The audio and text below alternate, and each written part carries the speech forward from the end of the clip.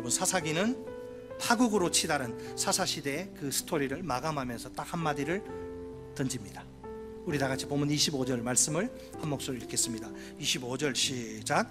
그때에 이스라엘에 왕이 없으므로 사람이 각기 자기의 소견에 옳은 대로 행하였더라.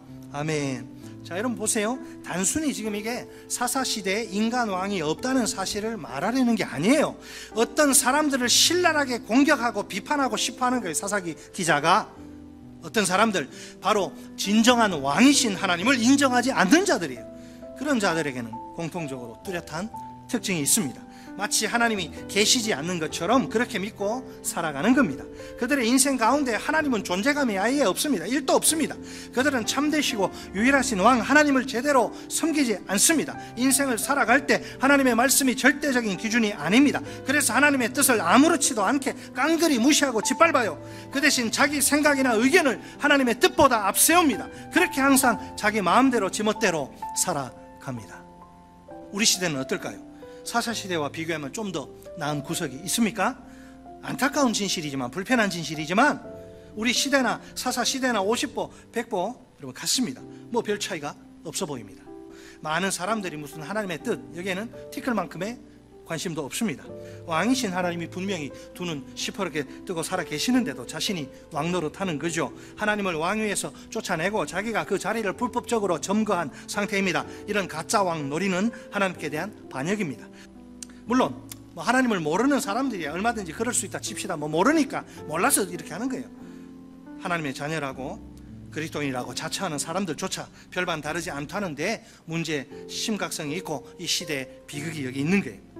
그들은 신앙생활도 그러니까 각각 자기 소견에 옳은 대로 하는 거예요. 하나님의 뜻은 안중에도 없습니다.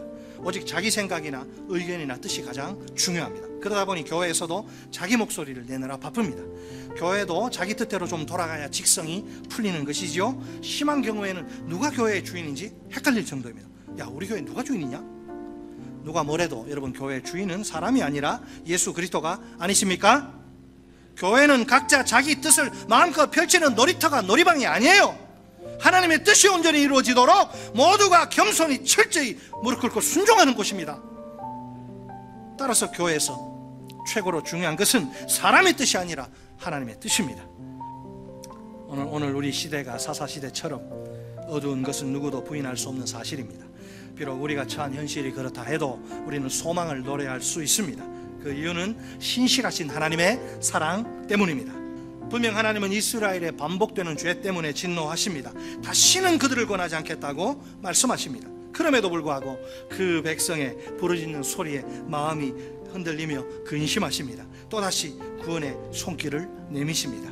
자신의 백성을 향한 도저히 멈출 수 없는 하나님의 놀라운 사랑이 아닙니까? 확신하건대 우리는 실패할지 몰라도 하나님은 결코 실패하시지 않습니다. 솔직히 말해 우리가 하나님 없이 자기 마음대로 살 때가 얼마나 많습니까? 그럴지라도 하나님은 절대로 우리를 포기하시지 않습니다. 우리를 꽉 붙드신 그 손을 차마 놓지 못하시는 겁니다. 그러니까 상처 입은 아픈 사랑이요 모질고 끈질긴 사랑입니다. 이 하나님의 멈추지 않는 사랑이 오늘 우리의 참된 소망입니다. 사사기를 통해 우리가 발견하는 인생의 두 갈래 길이 있습니다. 하나는 하나님을 자기 인생의 왕으로 모시고 섬기며 사는 길입니다. 또 하나는 자기의 소견에 옳은 대로 행하며 사는 길입니다. 선택은 우리의 몫이고 그 책임 역시 우리의 몫입니다.